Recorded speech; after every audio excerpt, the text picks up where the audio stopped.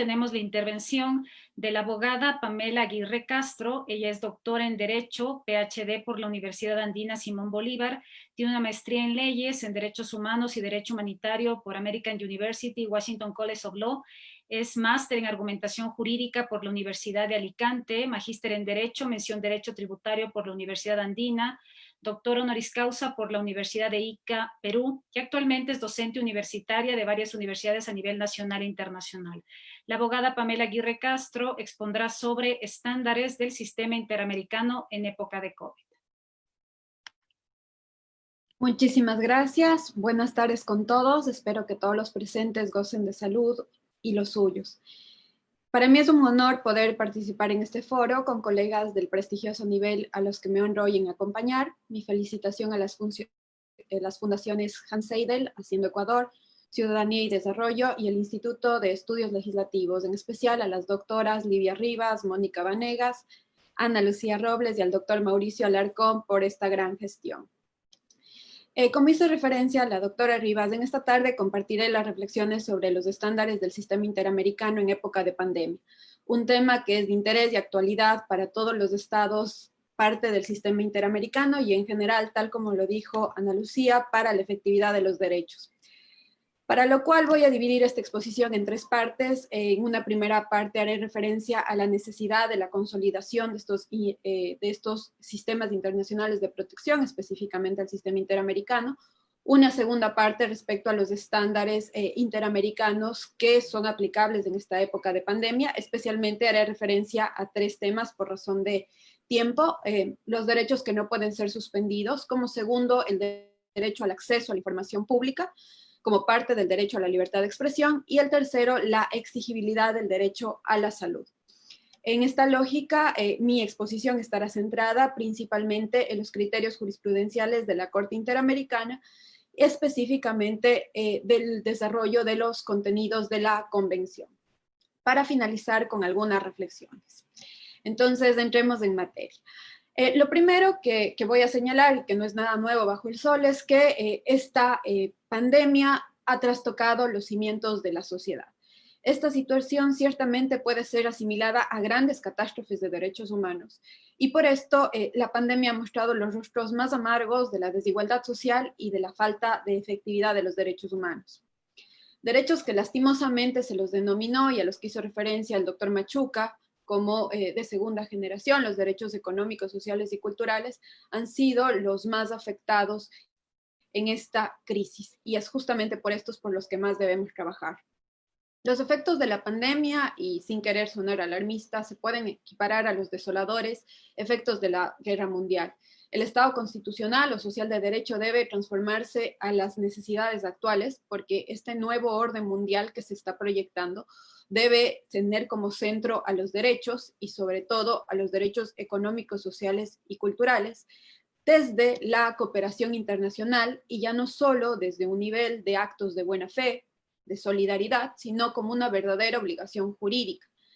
La fraternidad, uno de los hermanos desconocidos o menos conocidos, por llamarlo de alguna manera, de la Revolución Francesa, en este momento cobra vital importancia. En el caso del Sistema Interamericano de Derechos Humanos, los estados suscriptores de la Convención se han obligado al respeto, garantía y adoptar medidas a nivel interno para hacer eficaces estos derechos. Todo esto de conformidad con los artículos 1.1 y 2 de la Convención. Estas obligaciones se traducen en deberes específicos de los estados que no pueden ser desconocidas en épocas excepcionales, pues justamente en estas épocas excepcionales es cuando más se necesita la consolidación de estos estándares. En nuestra América es necesario fortalecer a los órganos que están canalizando estos debates, estas exigencias, básicamente la Comisión Interamericana y la Corte desde sus competencias. Sí tengo que decir que lastimosamente algunos doctrinarios han señalado que estos órganos están excediendo sus competencias, y específicamente me referiré a la Declaración 1 del 2020, emitida el 9 de abril del 2020 por parte de la Corte Interamericana. Se le ha criticado porque no tiene competencias dentro de las determinadas de la Convención para emitir resoluciones, pero sí señalaré perdón, que esta resolución aun cuando específicamente no conste en la convención como una de las competencias convencionales, ciertamente es aleccionadora para toda la Latinoamérica y específicamente recoge los estándares que ya constan en las decisiones, con lo cual, si queremos, es un documento útil para poder realizar el tan llamado control de convencionalidad. Con este breve preámbulo entraré entonces a la segunda parte que tiene que ver con los estándares internacionales que he escogido para conversar con ustedes el día de hoy. El primero es los derechos que pueden ser suspendidos en un estado de excepción. La Corte, desde la opinión consultiva 8 de 1987, enfatizó que los derechos y garantías que no pueden ser suspendidos, aún a pesar de la aplicación del artículo 27, que tiene que ver con los estados de excepción, son los derechos que constan y que se enlistan en este artículo, pero fundamentalmente las garantías indispensables de protección de tales derechos. Esto quiere decir el sistema judicial. La Corte enfatizó que, estando suspendidas las garantías, algunos de los límites legales de actuación del poder público pueden ser distintos a los vigentes en condiciones normales, pero no debe considerarse ni inexistentes. En consecuencia, entender que el gobierno está investido de poderes absolutos, más allá de las condiciones en que tal legalidad excepcional está autorizada, es un error. Como ya lo ha señalado la Corte, el principio de legalidad, las instituciones democráticas y el Estado de Derecho son inseparables. Es decir, la suspensión de derechos debe ejecutarse por parte de funcionarios estatales en estricta observancia del marco del estado de excepción. Las facultades extraordinarias no pueden bajo ningún concepto desconocer instituciones democráticas ni los derechos inherentes a cada persona. En esta opinión luego fue reiterada por la opinión consultiva 9 de 1987, también solicitada por Uruguay, y señaló que las medidas adoptadas por los estados durante estos periodos extraordinarios deben ser estrictamente proporcionales y que jamás podría suspenderse garantías de protección de los derechos. Léase, habeas corpus, garantía reconocida en el artículo 7.6, y amparo, reconocida en el artículo 25 de la Convención. En el caso ecuatoriano, nosotros lamentablemente ya contamos con una declaratoria de responsabilidad internacional, en el caso Zambrano Vélez, mediante sentencia del 2007, en la que se señaló que el Ecuador violó el artículo 27 respecto al estado de excepción, artículo 5 y artículo 4, por los excesos contra los derechos de las víctimas de la vida, integridad personal por parte de los miembros de las Fuerzas Armadas durante el estado de excepción. Específicamente, en el párrafo 51, la Corte en esta sentencia enfatizó que el deslinde de las funciones militares y de policías debe guiar el estricto cumplimiento del deber de prevención y protección de los derechos en riesgo a cargo de las autoridades internas. Es decir, los miembros de las fuerzas públicas deben guiar su labor en estricto cumplimiento de las labores y fines encomendados dentro del estado de excepción, pues actuar en contrario puede generar responsabilidad para el Estado por los excesos cometidos. Se debe recordar que todo exceso de un miembro de la fuerza pública durante el estado de excepción debe ser inmediatamente investigado y, del caso, ser sancionado por parte de las autoridades judiciales, dado que no hacerlo, esto puede generar nuevamente responsabilidad internacional.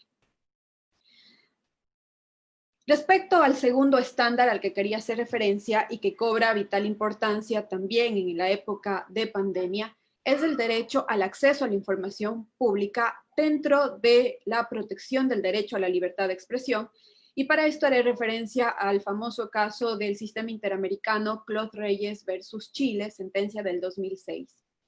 En esta sentencia, la Corte ya hizo expresa referencia a cómo el derecho al acceso a la información pública forma parte del derecho a la libertad de expresión, cuando señaló que el artículo 13 de la Convención, al estipular expresamente los derechos a buscar y a recibir informaciones, protege el derecho que tiene toda persona a solicitar el acceso a la información bajo el control del Estado, obviamente con las salvedades determinadas de la propia Convención. Consecuentemente, este artículo ampara el derecho a las personas a recibir dicha información y a la obligación positiva del Estado de suministrarla, de forma tal que pueda tener acceso a conocer esta información o reciba una respuesta fundamentada cuando por algún motivo convencional no se puede entregar esta información. En época de pandemia, la información juega obviamente un rol fundamental, pues es la herramienta del Estado que le permite difundir, promover y exigir medidas de prevención de contagio. Sin información y transparencia, muy difícilmente pueden los ciudadanos cooperar con las autoridades del Estado. En este famoso caso Ito, al que estoy haciendo referencia, la Corte enfatizó que el actuar del Estado debe encontrarse regido por los principios de publicidad y transparencia en la gestión pública, lo que hace posible que las personas que se encuentren sujetas bajo su jurisdicción ejerzan el control democrático de las gestiones estatales, de tal forma que se pueda cuestionar, indagar y considerar si se está o no dando un adecuado uso a las funciones públicas y a los fondos. El acceso a la información bajo el control del Estado, que sea de interés público, puede permitir la transparencia y la participación en la gestión pública. A través solo del control social se puede realizar este acceso. A propósito de la pandemia, el juez uruguayo Manrique y el relator especial de la libertad de expresión de la Comisión, Edison Lanza, señaló que si bien en la mayoría de países de Latinoamérica se está difundiendo cierto tipo de información, como por ejemplo número de casos positivos y otros datos mediante informes epidemiológicos, lamentablemente no existe por el momento en la mayoría de países una base de datos sistematizada, consolidada y de acceso libre, ojo, acceso libre sobre todos los casos COVID, sus características y el impacto diferenciado que puede existir en la sociedad. La falta de información, en este caso, tiene un impacto directo en la eficacia de los derechos humanos, pues el Estado, al ser el protagonista en esta crisis, debe enfocarse en difundir de manera clara, precisa y con gran responsabilidad las medidas adaptadas, los recursos asignados, las víctimas no mortales, ya que solo así se puede asegurar la eficacia de los demás derechos humanos. En Claude Reyes, en el párrafo 92, termino señalando que en una sociedad democrática es indispensable que las autoridades estatales se rijan por el principio de máxima divulgación, el cual establece la presunción de que toda la información es accesible, sujeto a un sistema muy restringido de excepciones. Información confusa, contradictoria, no clara, evidentemente es contraria a los estándares del Sistema Interamericano de Derechos Humanos. Finalmente, respecto al tercer estándar, el de la exigibilidad de los derechos económicos, sociales y culturales, específicamente el derecho a la salud, sí tengo que señalar que luego de un interesante debate jurisprudencial de la Corte que se dio respecto a la justiciabilidad del artículo 26 de la Convención, que inició con el caso Suárez Peralta y González Yuy, justamente en contra del Ecuador, finalmente, en el caso Lagos del Campo versus Perú, en 2017, resuelve declarar la responsabilidad internacional por la violación de las obligaciones que comportan los derechos económicos, sociales y culturales. Específicamente, el derecho al que más se ha hecho referencia en esta crisis mundial por ser el directamente afectado, pues es el derecho a la salud. En Poblete Vilches, la Corte Interamericana, en el párrafo 118, señaló que la salud es un derecho fundamental e indispensable para el ejercicio adecuado de los derechos humanos, razón por la cual se debe adoptar medidas eficaces a fin de garantizar el acceso, sin discriminación, a prestaciones reconocidas para el derecho a la salud. Así determinó entonces que las obligaciones del Estado inician tanto con la regulación en el ámbito público como privado. En segundo lugar, señaló que este derecho debe satisfacerse a partir de los elementos de disponibilidad, accesibilidad, aceptabilidad y calidad. En este sentido, la Corte enfatizó respecto a la calidad que se debe contar con una infraestructura adecuada y necesaria para satisfacer las necesidades básicas y urgentes.